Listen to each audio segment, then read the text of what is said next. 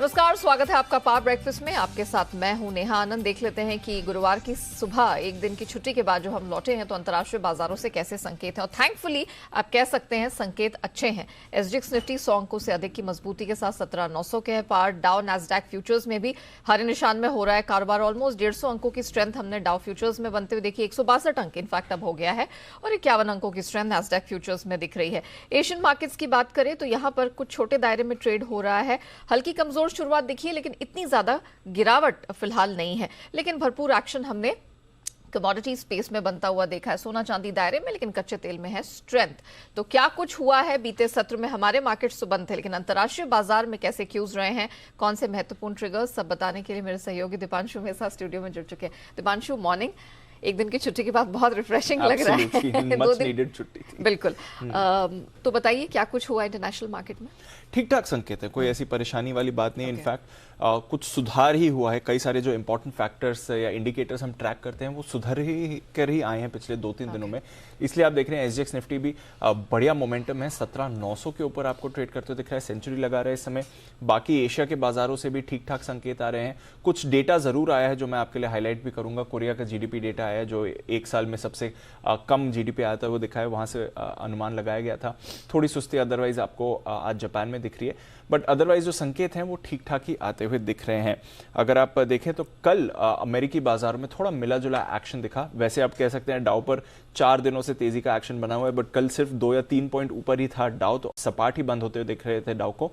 340 अंकों की तेजी हुई थी मंगलवार को। उसके बाद कल आपने डाउ में सपाट एक्शन देखा है। करीब 450 अंकों की रेंज में कारोबार के बीच डाउ सपाट बंद हुआ, और ये ज्यादा रिएक्शन आईटी स्टॉक्स की वजह से था और आईटी अर्निंग्स की वजह से आपने ये ज्यादा इंपैक्ट आते हुए देखा है। तो डाउट तो ठीक था, S&P 500 0.5% नीचे था, बट नैस्डैक 2% आपको टूटते हुए दिखा है। बिकॉज मंगलवार और कल के बीच में हमने देखा है कि 3 दिग्गज आईटी कंपनीज के नतीजे आए थे।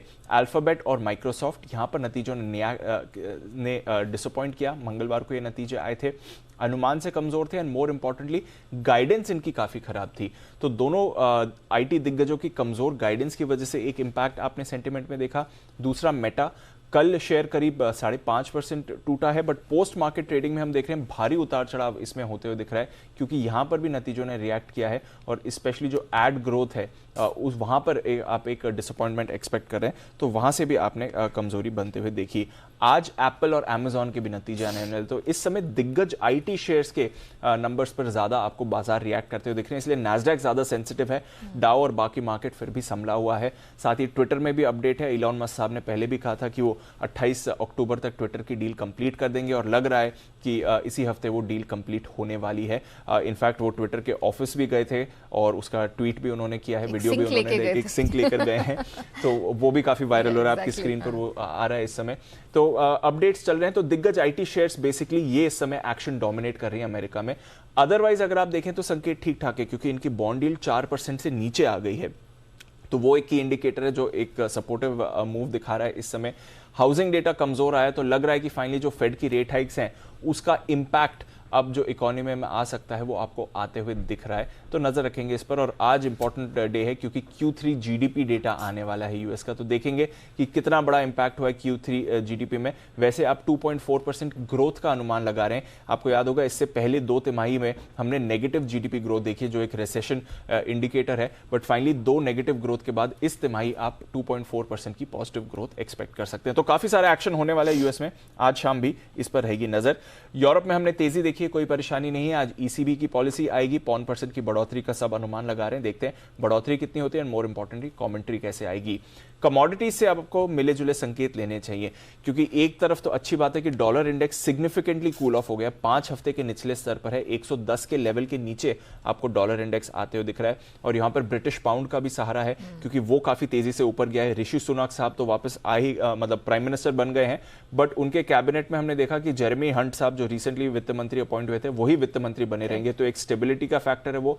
31 अक्टूबर की जगह अब 17 नवंबर को उनका बजट आएगा, तो वहां से आपको संकेत लेने पड़ेंगे। तो थोड़ी स्टेबिलिटी पाउंड में लौटी है, ब्रिटेन इकोनॉमी में लौटी है, और उसका सहारा डॉलर ले रहा है। बट कच्चा तेल इसकी वजह से ऊपर गया, जैसे आप भी कह रही थी, $5 की तेजी आपको आ गई है, 96 पर है इस समय। सोना 2 हफ्ते की ऊंचाई पर आते हुए दिखा है, तो थोड़ा कमोडिटीज में एक्शन बन रहा है, बट डॉलर सुस्त है। अमेरिकी बॉन्ड यील्ड कंट्रोल में है, यूके कंट्रोल में है, बाजार भी ठीक ठाक है। थोड़ा अर्निंग्स रिएक्शन आपको जरूर दिख रहा है, बट अदरवाइज ग्लोबल संकेत अच्छे ही माने जाने चाहिए। चलिए, ये अच्छी बात है कि ग्लोबल संकेत हमारे फेवर में बैठते हुए दिख रहे हैं। अब हमारे मार्केट्स कैसा क्यों लेते हैं वो देखने वाली बात होगी। बहरहाल शुक्रिया दीपांशु वो डिटेल रखने के लिए।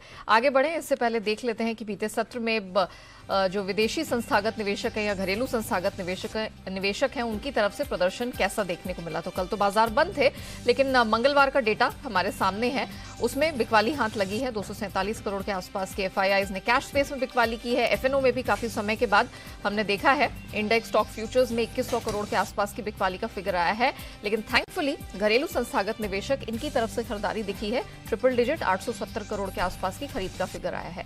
तो जिस प्रकार के ग्लोबल संकेत मिल रहे हैं जो कि ठीक ठाक हैं, कोई खराबी फिलहाल नहीं दिख रही, इन सबके बीच हमारे मार्केट में क्या ट्रेडिंग रणनीति अपनानी है, इस पर बात करने के लिए जी बिजनेस के मैनेजिंग एडिटर अनिल सिंह भी हमारे साथ जुड़ चुके हैं।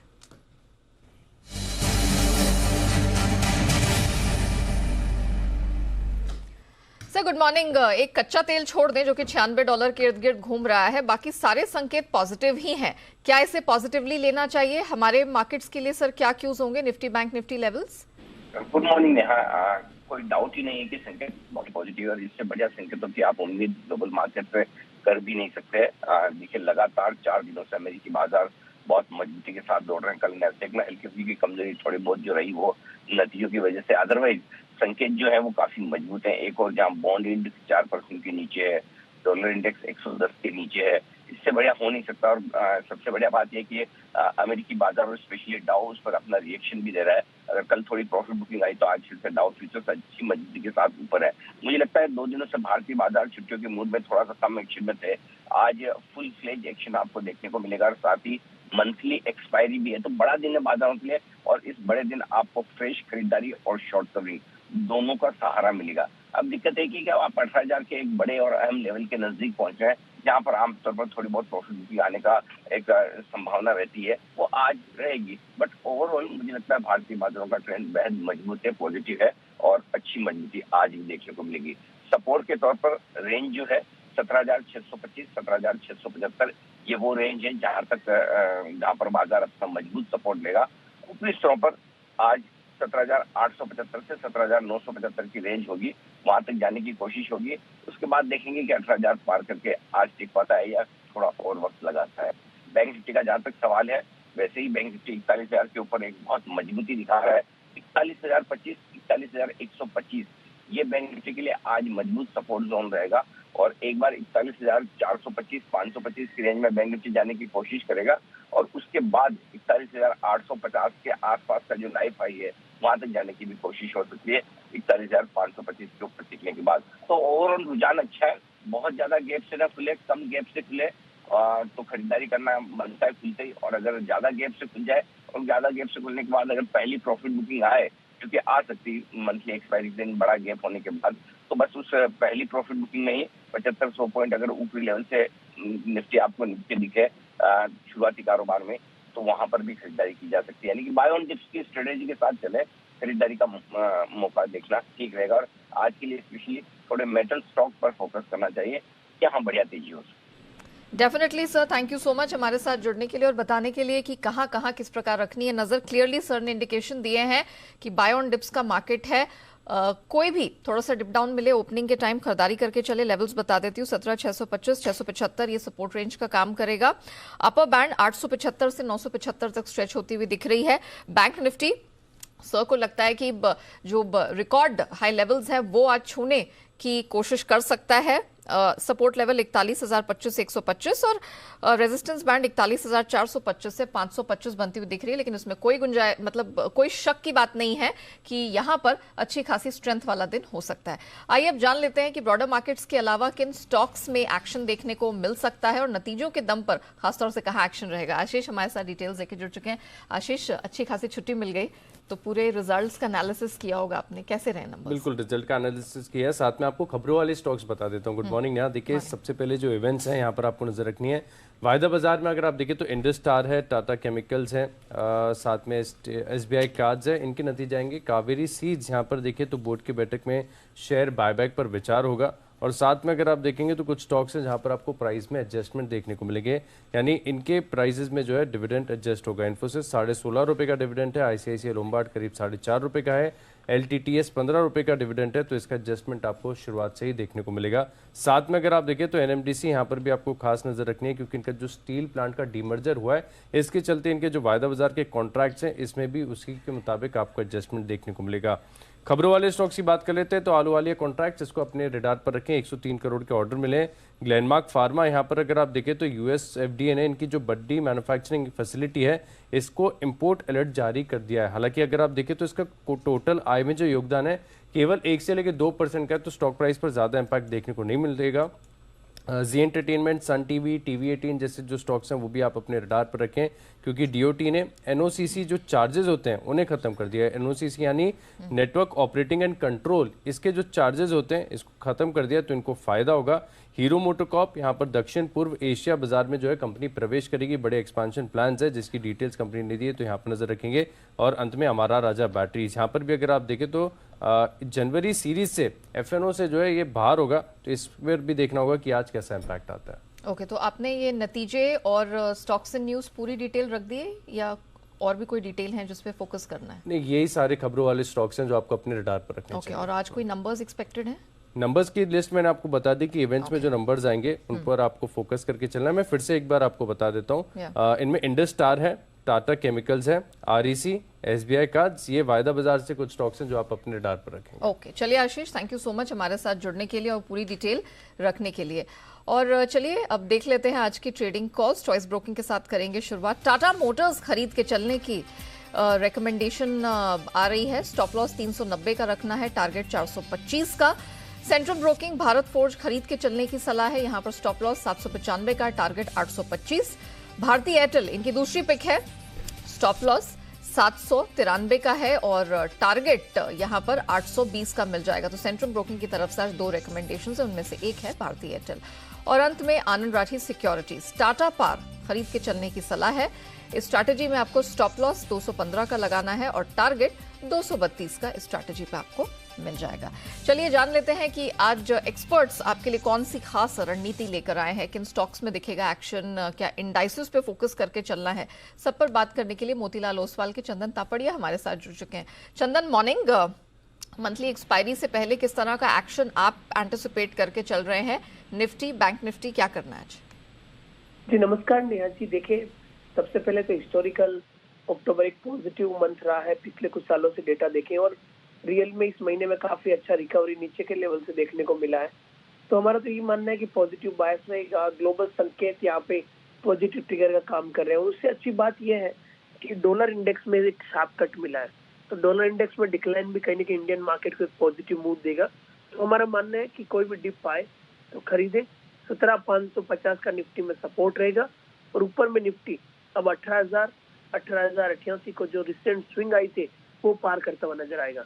तो बिल्कुल निफ्टी में यहाँ पे खरीदारी की सलाह रहेगी 17,550 के सपोर्ट से। अब जी नहीं, आज ओके, अब आप बैंक निफ्टी की बात करें तो बैंक निफ्टी यहाँ पे आउट परफॉर्म कर रहा है और बैंक निफ्टी में आउट परफॉर्मेंस बरकरार रहेगा। बैंक निफ्टी अपने लाइफ टाइम हाई से मात्र 400-500 पॉइंट की दूरी पे है और यहाँ पे SBI, ICICI bank, Axis bank, इन सब में स्ट्रेंथ बनी हुई है।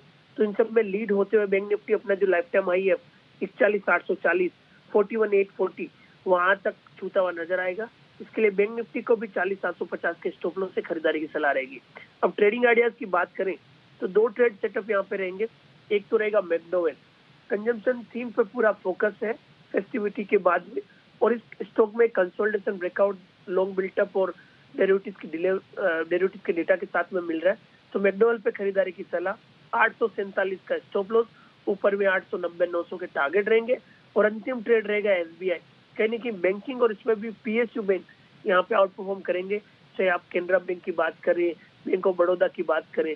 और इसके लिए हमारा यहाँ पे एसबीआई पे खरीदारी की सलाह है। 566 का स्टॉप लॉस, 600 रुपए तक की न्यू लाइफ टाइम आई आपको एसबीआई में मिलेंगे बैंक निफ्टी के आउट परफॉर्मेंस के साथ में। ओके, चलिए, तो क्लियरली यहाँ पर निफ्टी बैंक निफ्टी में ही नहीं, आपको यूनाइटेड स्पिरिट्स और एसबीआई ये दो बेहतरीन स्टॉक पिक्स हैं जो आज चंदन की तरफ से मिलती हुई दिखी है। चंदन, थैंक यू सो मच हमारे साथ जुड़ने के लिए, बताने के लिए कि इक्विटी स्पेस में आज कहाँ है कमाई के मौके। कब बारी आती कमोडिटी बाजार की रणनीति समझने के लिए, और आज बतौर एक्सपर्ट हमारे साथ आईएफएल सिक्योरिटीज के अनुज गुप्ता जुड़ चुके हैं। अनुज, मॉर्निंग, बहुत स्वागत है। अनुज, सबसे पहले सोने चांदी पर फोकस कर लेते हैं, क्योंकि ये अपने रेजिस्टेंस बैंड को पुश करने की कोशिश कर रहे हैं। 2 हफ्ते के हाइस के पास सोना है, चांदी भी $19.5 के इर्द गिर्द ही घूम रही है। क्या माना जाए, आज खरीद का दिन है?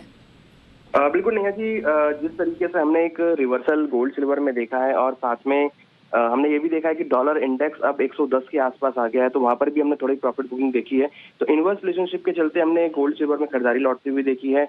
और अगर हम देखें तो बाकी करेंसी के मुकाबले डॉलर वीक भी हुआ है, तो कहीं ना कहीं उसका एक पॉजिटिव असर रहा है। तो हमें लगता है कि गोल्ड सिल्वर में एक खरीदारी का ट्रेंड लिया जा सकता है। गोल्ड में करीबन 50,550 के आसपास खरीदारी करें, स्टॉप लॉस 50,250 पे लगाएं, टारगेट 51,200 तक हो सकता है। इंटरनेशनल मार्केट में एक्सपेक्टेड है कि एक बार प्राइस $1680-1690 तक के लेवल दिखा सकता है।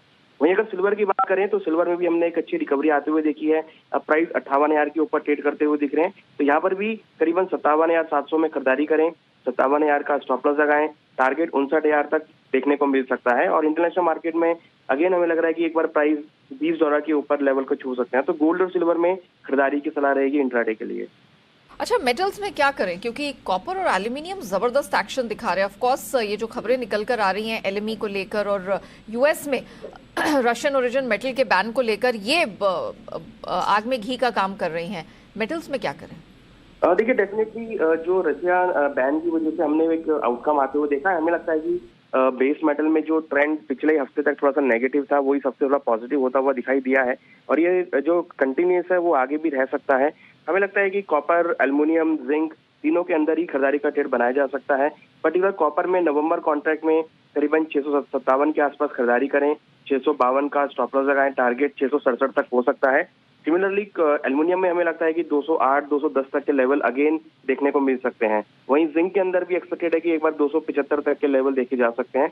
तो बेस मेटल के अंदर भी पूरा काउंटर एक पॉजिटिव साइड में रहेगा और जिस तरीके से इक्विटी मार्केट भी पॉजिटिव साइड में जा रहा है, वहां से भी मार्केट पॉजिटिव क्यूज ले सकता है और बेस मेटल में रैली बन सकती है। ओके, और कच्चे तेल में क्या किया जाए? $96 के पास ब्रेंट है। देखिए, यहाँ पर भी रशियन ऑयल बैन का एक काफी सपोर्ट मिला है और साथ में देखें तो टाइट सप्लाईज की वजह से भावों को सपोर्ट आता हुआ दिखाई दिया है। देखें तो ब्रेंट अब $94 के आसपास ट्रेड कर रहा है। हमें लगता है कि यहाँ पर भी ट्रेंड पॉजिटिव रहेगा। कल भी हमने यहाँ पे बढ़त बनते हुए देखी थी। हालांकि यूएस की इन्वेंट्रीज बढ़ी हैं, मगर उसके बावजूद भी जो सप्लाई है डिस्टर्ब, वो प्राइस को सपोर्ट कर रहा है। तो क्रूड में भी खरीदारी की सलाह रहेगी, करीबन 7150 में खरीदारी करें, 7000 का स्टॉप लॉस लगाएं, टारगेट 7400 तक हो सकता है। इंटरनेशनल मार्केट में एक्सपेक्टेड है कि $96-98 तक के लेवल देखने को मिल सकते हैं। Okay Anuj, thank you so much हमारे साथ जुड़ने के लिए, बताने के लिए कि नॉन एग्री स्पेस में कहाँ है एक्शन। लेकिन चलिए, वक्त होता है वैसे तो एफआईआर का, लेकिन उससे पहले आशीष हमारे साथ जुड़े हैं नंबर्स की पूरी एनालिसिस लेकर। तो आशीष, जरा बताइए, वैसे तो कल छुट्टी थी लेकिन नतीजों का सीजन है, कौन कौन से नंबर्स हैं, क्या एनालिसिस? देखिए, डाबर के साथ शुरुआत करता हूं। यहाँ पर नतीजे अगर आप देखें तो बिल्कुल अनुमान के मुताबिक देखने को मिले। 605 करोड़ एबिटा का एस्टिमेट था, 601 करोड़ रिपोर्ट किया है। मार्जिन भी देखिए 20% का अनुमान था, बिल्कुल 20% आए, तो नंबर्स इन लाइन है। लेकिन खास बात है कि 587 करोड़ का जो है अधिग्रहण किया इन्होंने। बादशाह मसाले में 51% हिस्सेदारी खरीदी है। तो आज आपको नतीजों से ज्यादा एक्शन आपको इस खबर के चलते देखने को मिलेगा। साथ में अगर आप देखें तो वॉल्यूम ग्रोथ भी जो है एस्टिमेट्स के मुताबिक देखने को मिली है। क्रॉम्पटन ग्रीव्स, कंज्यूमर इलेक्ट्रिकल्स, यहाँ पर देखिए बटरफ्लाई, गांधीमती जो है कंसोलिडेटेड कर दिए गए हैं यहाँ पर फाइनेंशियल्स में। लेकिन नतीजे अगर आप देखें तो लार्जली इन लाइन है। हालांकि मार्जिन के हिसाब से अगर आप देखें तो थोड़ी सी कमजोरी नजर आएगी। 12.5% का अनुमान था, 11% के आसपास के जो मार्जिन है कंपनी ने रिपोर्ट किए हैं। कैश के स्टॉक्स की बात की जाए तो ग्लैंड फार्मा देखिए बेहद कमजोर नतीजे यहाँ पर आते हुए नजर आ रहे हैं। 35% से मार्जिन घटकर केवल 28% हो गया। मुनाफे में भी 20% की गिरावट देखने को मिली है। पीसीबीएल में अगर आप देखें तो आय जरूर आपको 53% बढ़ती हुई नजर आई है, लेकिन मार्जिन अगर आप देखें तो 17.5% से घटकर 12%, मुनाफा भी 5% घटा है। चेन्नई पेट्रो बहुत बहुत निराशाजनक नतीजे हैं। 15% के पिछले क्वार्टर में मार्जिन थे, इस बार केवल 1% रह गए और इनका जो मुनाफा है इसमें भी आपको 99% की बड़ी गिरावट देखने को मिल रही है। लेकिन सेंचुरी टेक्सटाइल्स यहाँ पर खास नजर रखिएगा क्योंकि नतीजे बहुत अच्छे और हर लिहाज से काफी बढ़िया है। मार्जिन 10% से बढ़कर 13%, मुनाफा 60% बढ़ा है, कामकाजी मुनाफे में 64% की ग्रोथ है, काफी बढ़िया नंबर्स हैं। तिरुमला केमिकल्स यहाँ पर देखे तो नतीजे बेहद कमजोर है, मुनाफा 32% घटा है, मार्जिन 18% से घटकर केवल 11%, आय में बढ़त है लेकिन कामकाजी मुनाफा घटा है। और अंत में आईएफएल फाइनेंस, यहाँ पर भी अगर आप देखें तो इनकी जो टोटल आय है करीब करीब 17% बढ़ी है, मुनाफे में भी 30% की ग्रोथ है, तो ठीक ठाक नंबर्स जो है आईएफएल फाइनेंस की तरफ से। चलिए, तो ये वो कंपनियां हैं जिन्होंने बीते सत्र में अपने नंबर्स पेश किए एंड ऑफ कोर्स आज मार्केट इन तमाम स्टॉक्स पर रिएक्ट करता हुआ दिखेगा। लेकिन आशीष बताइए, एफआईआई इन्वेस्टमेंट रिपोर्ट क्या कहती है? कौन से ऐसे शेयर हैं जिनमें फॉरेन ब्रोकरेजेस ने एफआईआर दर्ज की है? बिल्कुल आपके सामने रख देता हूँ कि कौन से वो स्टॉक्स है जहां पर आपको नजर रखनी चाहिए। सबसे पहले आप देखिए डाबर, यहाँ पर ही नतीजे जो आए थे तो मॉर्गन स्टैनली की तरफ से रिपोर्ट है, इक्वल वेट की रेटिंग को बरकरार रखा है, 532 की क्लोजिंग, 537 का लक्ष्य है। वहीं मैक्वायरी अगर आप देखें तो न्यूट्रल की रेटिंग दे रहे हैं 590 रुपए के लक्ष्य के लिए। ग्लैंड फार्मा पर देखें तो गोल्डमैन सैक्स खरीदारी की राय दे रहे हैं, हालांकि लक्ष्य घटाया 2615 से घटाकर 2530 कर दिया है। जेफरीज ने होल्ड की राय दी है 2241 रुपए के लक्ष्य के लिए। मॉर्गन स्टैनली ओवरवेट की रेटिंग दे 2748 रुपए के लक्ष्य के लिए।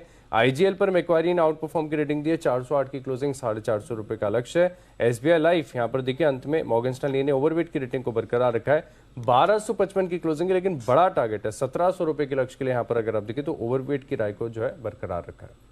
ओके, चलिए आशीष, बहुत शुक्रिया वो दोनों ही डिटेल्स दर्शकों के सामने रखने के लिए। इसी के साथ पावर ब्रेकफास्ट को हम यहीं समेटते हैं, लेकिन आप बने रहिएगा जी बिजनेस के साथ। ब्रेक के बाद लेकर आएंगे ट्रेडर्स डायरी, जहां आपको मिलेंगे आज के लिए 20 दमदार ट्रेडिंग आइडियाज।